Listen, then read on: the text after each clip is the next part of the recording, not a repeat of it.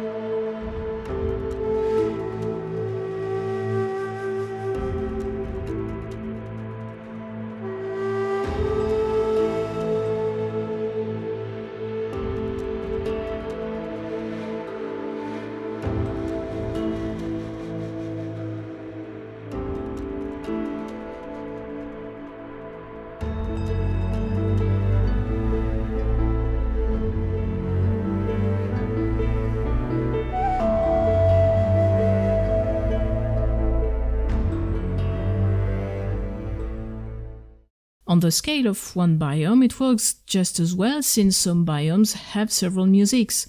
Inkwater Marsh, which is the setting for the first act, or Mildwood Depths, whose music is pacified after Mora has been freed from corruption, among others. And even when the various musics from a zone may sound very similar, united by their color, for example, something changes.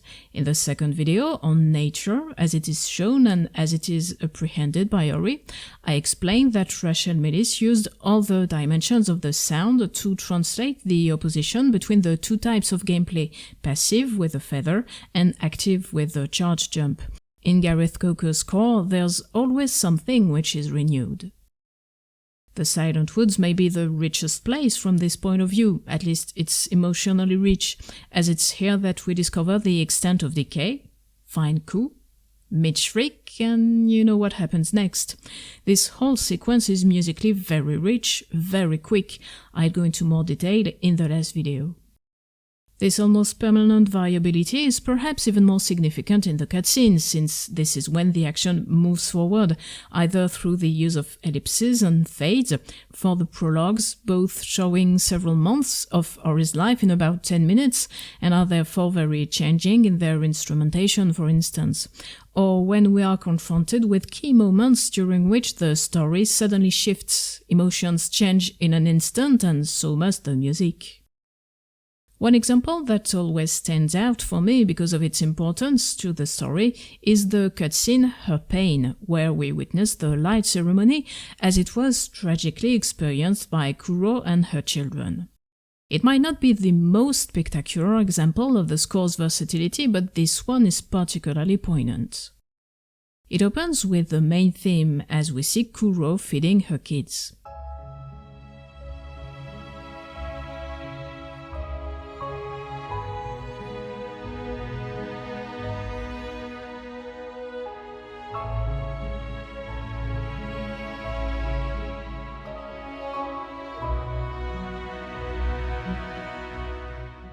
It's a very logical choice. In the last video of this series, I detailed the various leitmotifs, and there are several connected to Ori. What's interesting and consistent with the character of the little hero is that each leitmotif illustrates an aspect of the character, their spirituality, their filiation, and their childlike character. But Ori is not the only one to show these facets, and they lend these leitmotifs to the other characters, in this case, Kuro. The simplicity of the main theme, a descending stepwise motion, here stated as a counterpoint on the piano, is sublimated by the discreet warmth of the strings, which I find particularly enveloping, as the theme is presented in two parts, one descending, the other ascending. There's a great tenderness that seems to freeze this instinctive moment, feeding one's child.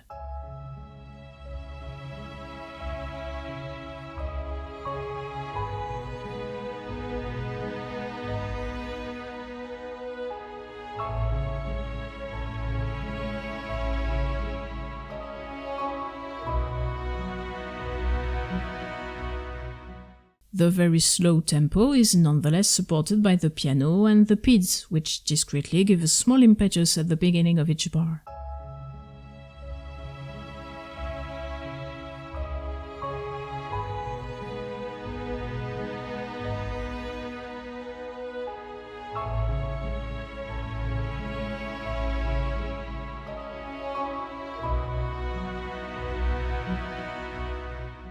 Kuro has to leave the nest for a few moments. The warmth therefore vanishes. The orchestral color changes as it now polarizes around the extremes. A solo violin is brought to the foreground, with, at the other end of the spectrum, a very deep bass. It seems to me that a low C# can be heard throughout this part, which disappears just before the next section, but brings a sonic tension at this point.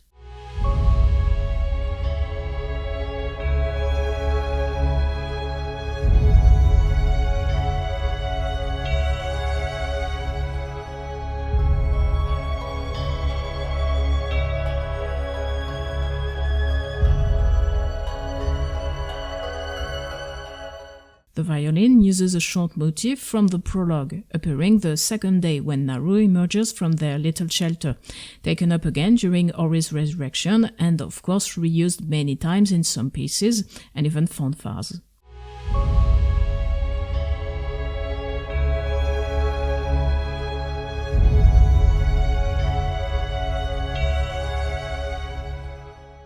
As a form of warning, as Kuro's children catch a glimpse of the spirit light in the distance, the motif is repeated one octave higher, while the percussion, with definite pitches, introduce an ostinato that provides a transition to the next section, since it will be heard again in that part.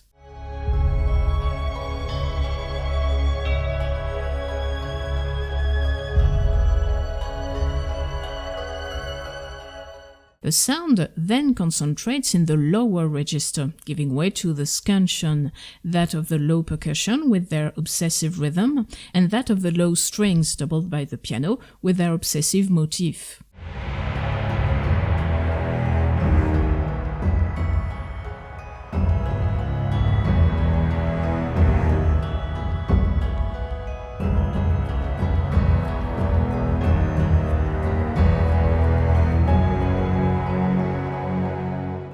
The other percussion, with their more melodic ostinato, could perhaps be connected to the spirit light, whose duality is well known, equally creative and destructive.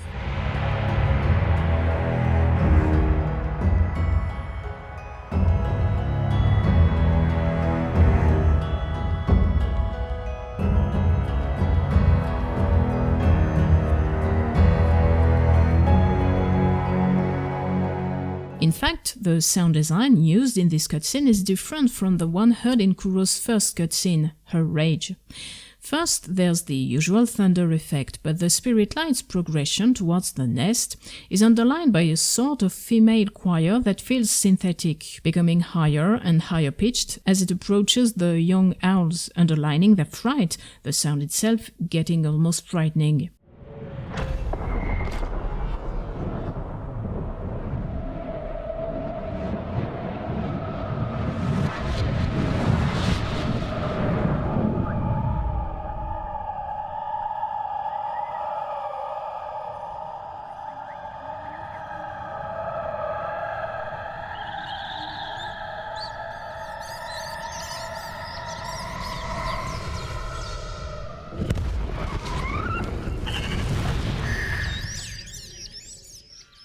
In her rage, the spirit light had this sound, which didn't feel the same way at all.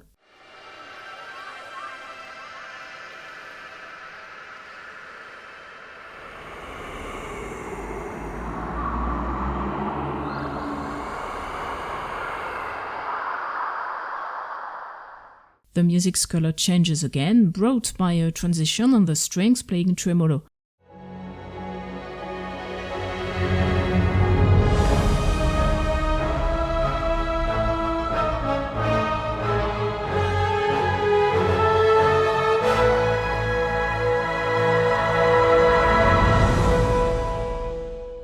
The brass and choir are briefly associated with Kuro's fright, with, as a counterpoint, a very clear pulse that, paradoxically, seems to underline Kuro's urgency to return to her nest.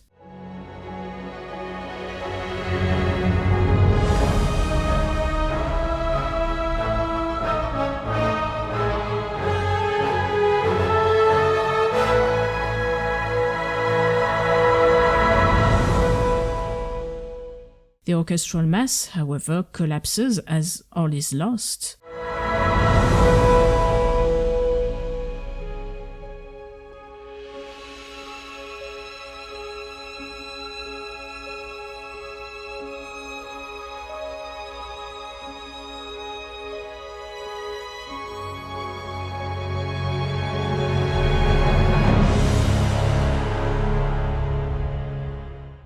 The violin expresses Kuro's last complaint, the main theme is broken, Kuro's vengeance merges with the light's danger.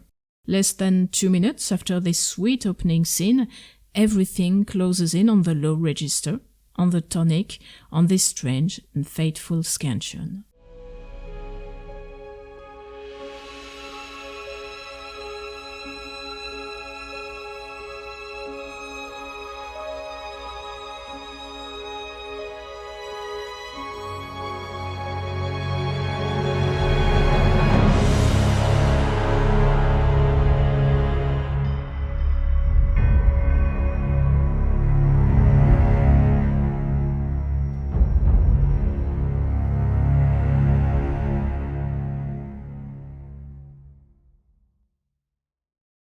Another way to open up the music, to translate musically the feeling of abundance that one can experience while walking through the forests is, quite simply, to multiply the keys.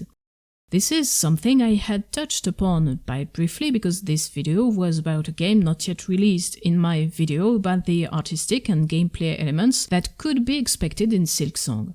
The fact that in Hollow Knight's core, the long night in which Hallownest is plunged is, among other things, reinforced by the limited number of musical keys, C minor and E minor for the majority of the music, with sometimes A minor and D minor.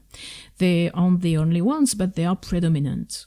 Moreover, these are rather closed keys with mostly flats, except for E minor, which, by contrast, could introduce a form of softness, of lyricism sometimes, but it's very context-sensitive, so let's avoid generalities. Same thing in my video on Greece, where I emphasized the omnipresence of one key, G minor, in the first two zones just after the introduction, denial and anger. This locked us into a tonal framework in the image of the eponymous character, unable to leave this seemingly imaginary yet personal world. Yet Berlinist actually kept on reinventing this key through the various emotions expressed and the diverse treatment of the idea of fragmentation and repetition. It's completely different in Ori's score without changing all the time, of course. It's necessary to keep a certain homogeneity, in particular when there's a cutscene, even short. I would tend to say all the more so when it is short. There's no time to change, or it simply doesn't make sense. Also, the fact of settling in a key for several pieces, which can mean several quarters of an hour, will reinforce an act of the game. In Ori and the Will of the Wisps, the beginning of the gameplay is in C# minor, until the mill appears in the distance, Ori's first landmark in their quest for Quolock and Ku, materializing the hero's hope.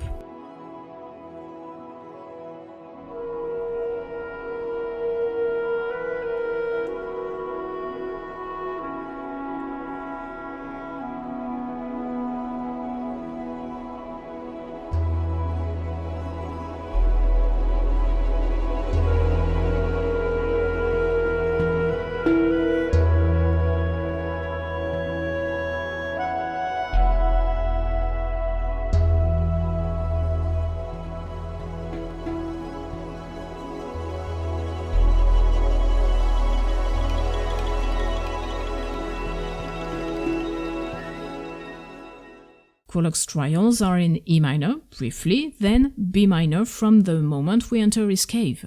It's close key, so the transition doesn't sound or feel too abrupt, yet it clearly marks the change. We are in his territory now. In the prologue of the first game, I had already underlined this game between close keys and more distant ones associated with Breck's Decline of the Forest, beginning of the gameplay.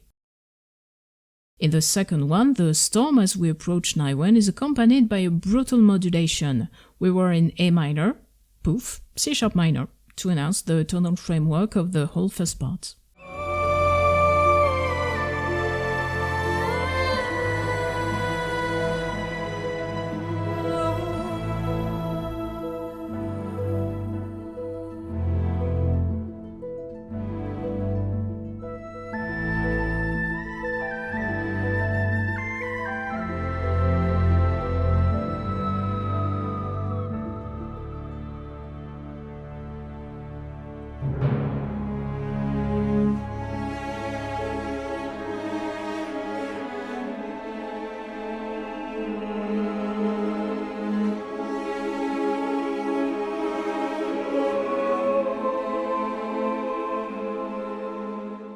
There is thus a game of continuity and breaks in the keys to underline the organicity of the world and the various stages necessary to make it live again.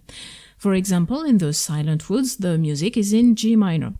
Ori meets Ku, very short cutscene, we remain in G minor.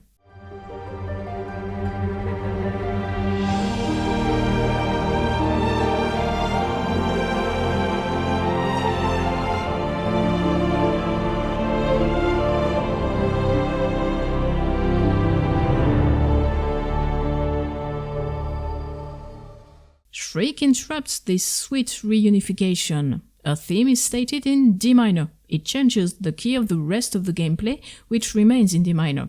She appropriates the music in a way, especially since her theme comes to haunt the following gameplay sequence. I will come back to it in the last video.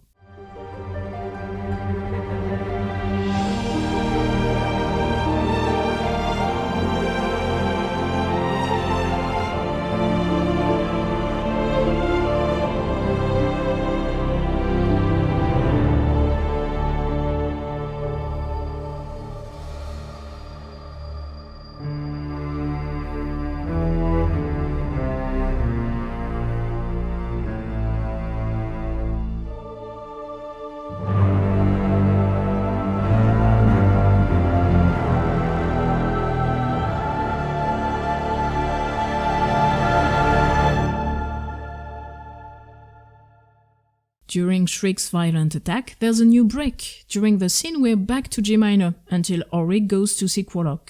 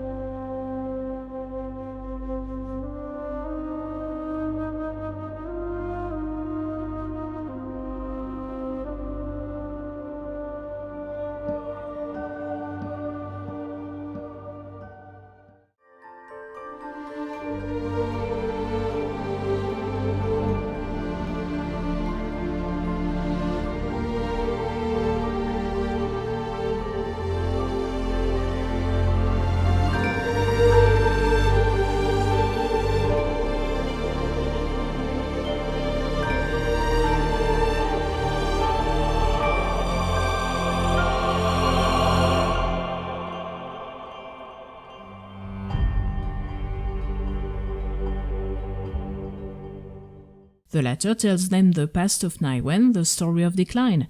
It's another thing, new key, B minor, which cleverly brings us back to Quolok's throne room's usual key, whatever the version, light or dark.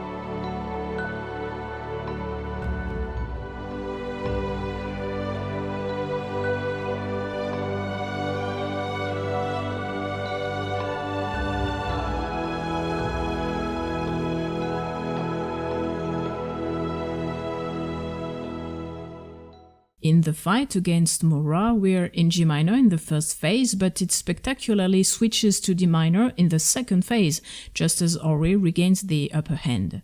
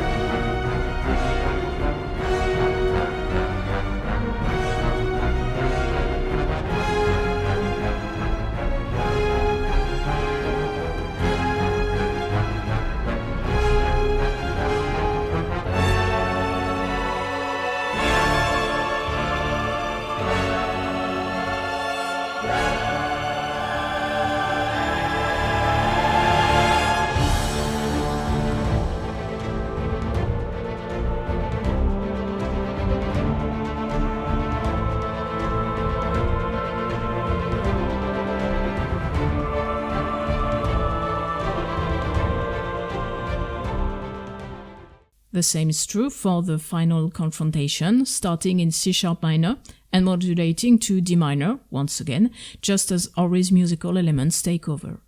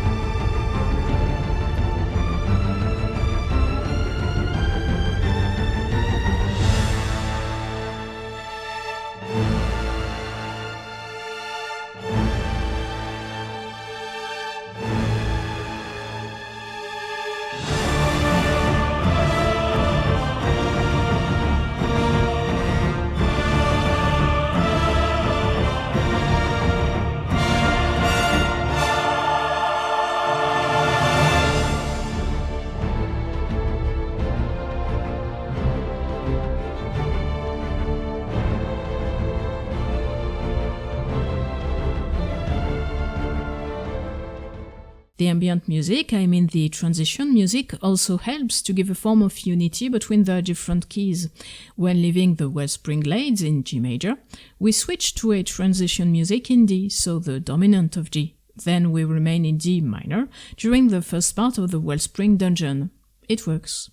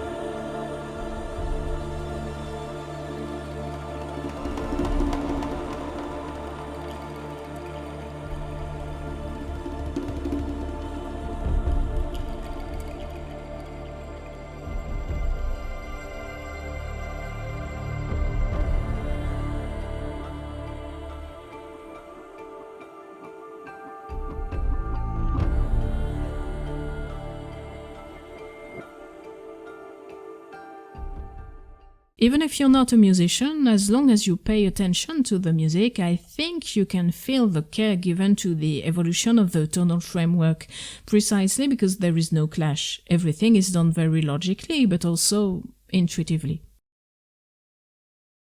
I had written a rather long paragraph to conclude this section, something a little too specific to my liking about the different ways in which the music could translate how open the world Ori evolves in are, in the way the music is written and notably in the way it is played. But in the end it didn't seem very relevant to me, so I limit myself to one example, the one that probably most sums up this generosity of Ori's score. It's actually the end of Ori and the Blind Forest, when Kuro sacrifices herself to bring Sane back to the tree in order to save the forest and her last child. It's the main theme that is used in this scene, but while it's first stated normally as Kuro flies off to the tree, recalling incidentally a similar shot from a previous cutscene, her rage, it's taken up differently when she succumbs purely and simply dissolved by the spirit light. Beginning on the 5th degree, it brings out an F-sharp and a G-sharp that take us briefly into the Lydian mode and its characteristic augmented 4th degree, on a powerful D major chord linking it with the end of the epilogue, will remain in D major. As Kuro vanishes before our eyes, the music seems to emphasize the generosity and grandeur of her decision. We're not mourning her death, we're honoring her sacrifice.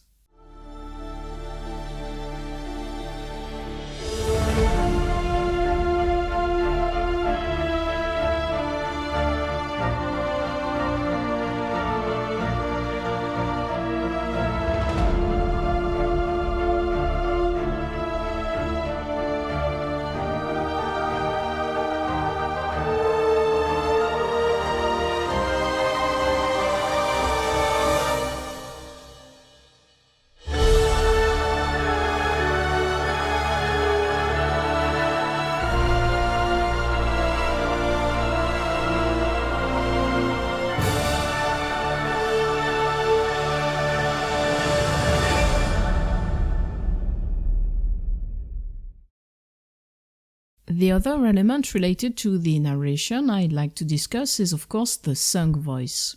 Whether it's the solo voice or the choir, the voice is a key element of the score of the Ori franchise, an element which takes many forms.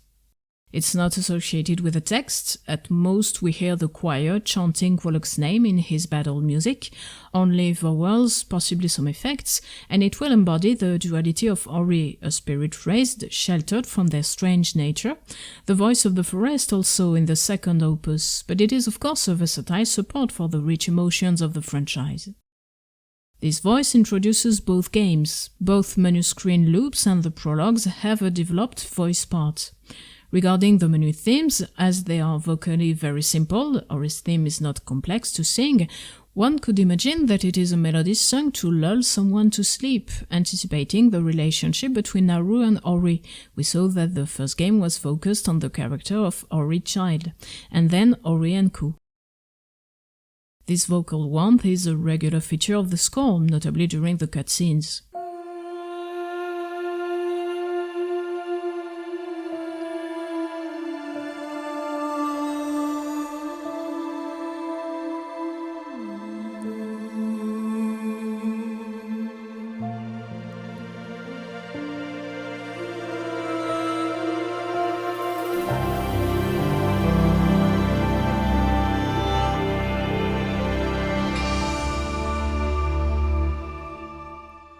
But the nature, and thus the affiliation of Ori is double, human and spiritual. The voice thus has this double treatment, warm, human, but also more organic, in melismata as in the music from the spirit tree.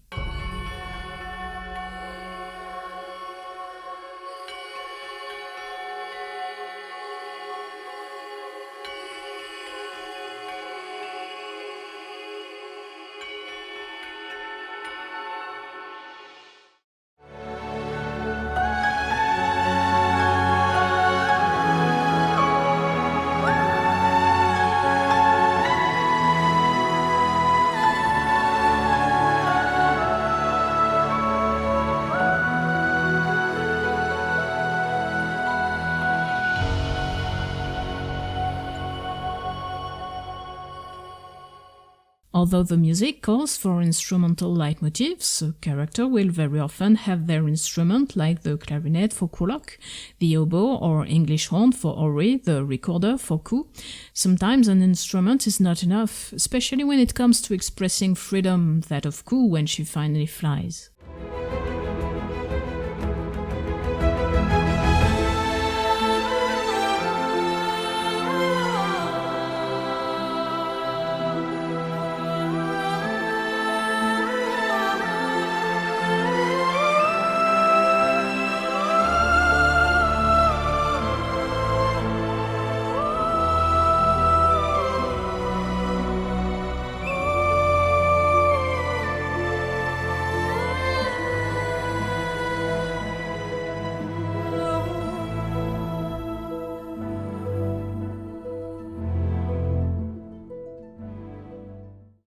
It's also the voice that best expresses Nibel's new spring.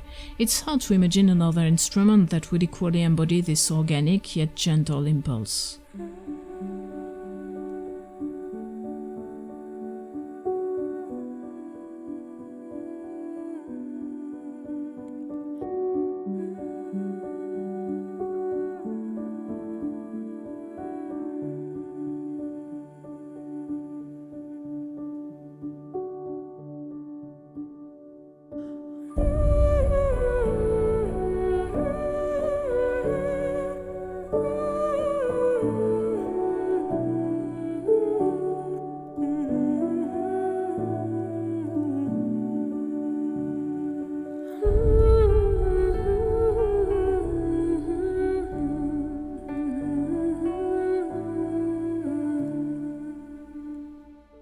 This voice can also be linked to missing characters, the departed.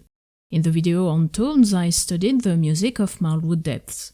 In the second half, there's a choral passage that can be found in several areas of Nibel or Naiwen, essentially the Forlorn Runes, Mount Oru, Boss Territory, and the Depths. In the case of the Forlorn Runes, the dungeon takes on the function of tomb. The Gumons all perished there following Nibel's decline, except Gumo, stunned upon learning that he's the last Gumon alive, and in the choir's lament we can hear a form of expression of the souls of the departed Gumons, with notably the solemnity, I find, of the even rhythm.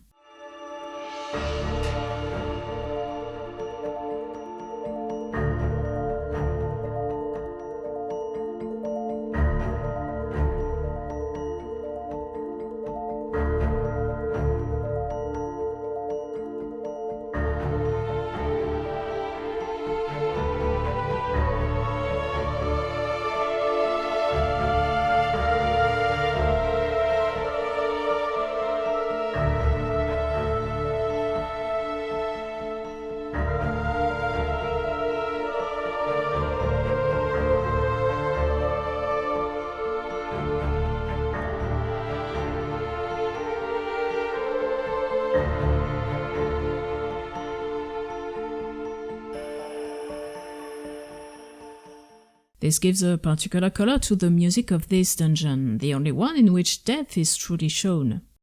Nibel's 3 dungeons, though obviously sharing thematic elements, are carefully characterized whether by their evocation of an element leading to a very precise instrumentation, their different construction allowing a variation in the use of loops, notably Mount Horu and each of its different rooms, their history or their place in the game.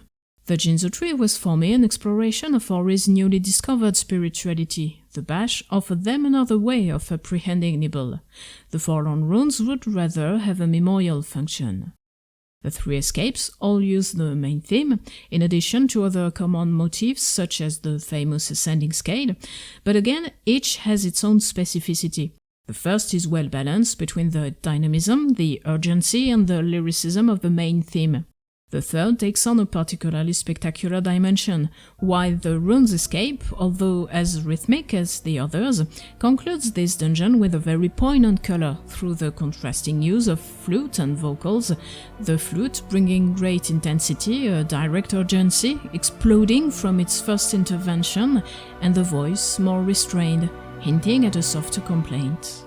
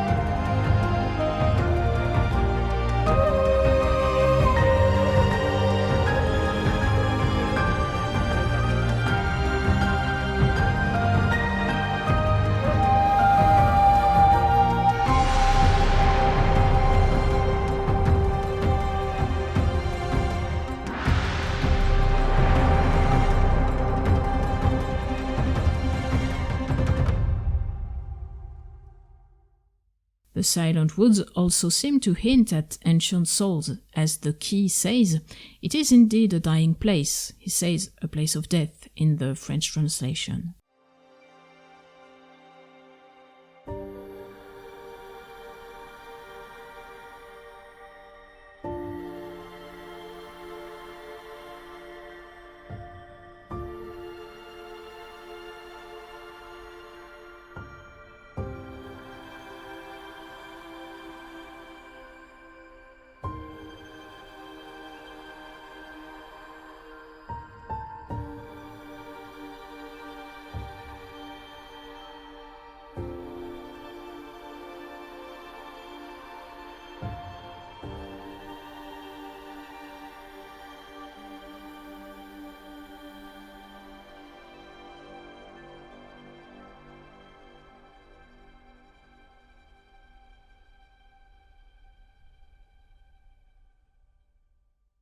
In Ori and the Will of the Wisps, the choir is more developed. It's a mixed choir. It was essentially a female choir in Ori and the Blind Forest, and sounds from now on like a larger entity with a different function, like a personification of the forest, Naiwen, which would react to Ori's adventure, like a commentary on the action, just like the chorus in ancient Greek theatre.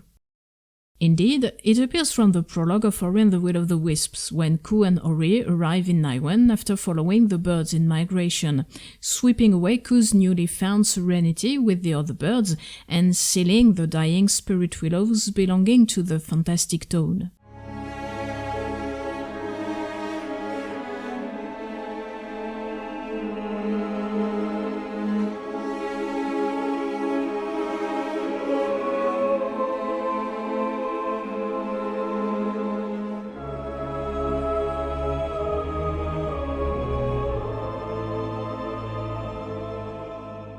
This role of commentary isn't entirely new. It was already there in Ori and the Blind Forest in a limited way, since it was usually confined to one emotion: fear. The choir could arouse other emotions, as we've just seen in the Forlorn Runes, but it didn't have, I find, this particular role. This choir is very versatile in its technique and its emotions. If it is used sung most of the time, it is a singing that borders on a scream, so much so that I quickly assimilated it to a commentary. When Howl attacks us, the forest is alarmed.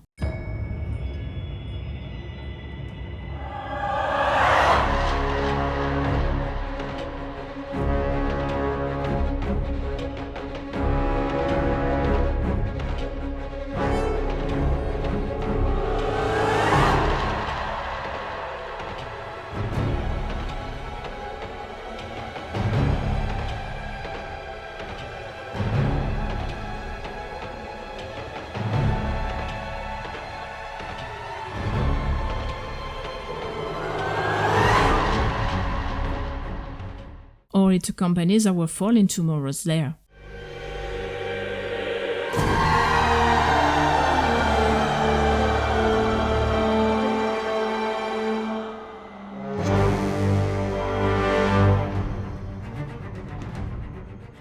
It also seems to chant her name.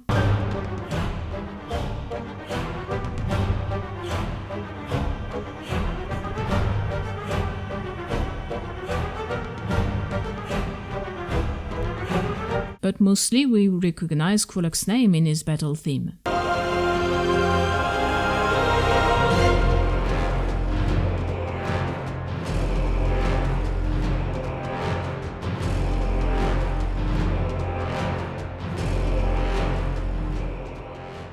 The choir is capable of the most spectacular as well as meditation.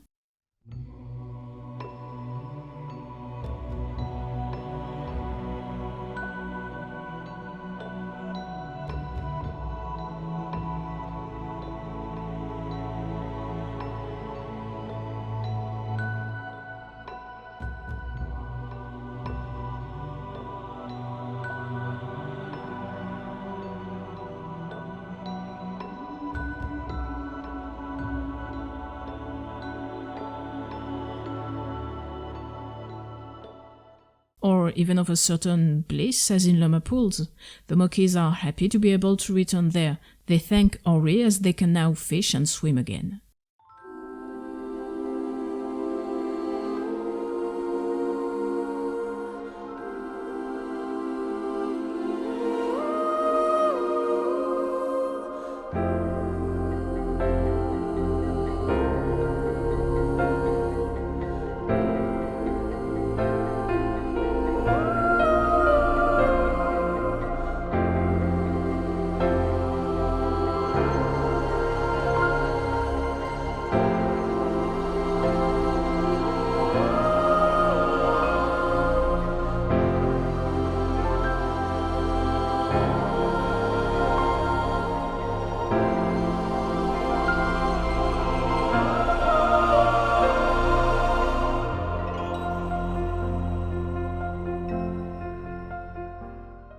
Sometimes it even sounds like it is crying when it mixes with the harp harmonics while Ori is looking for Ku, who's just been attacked by Shriek.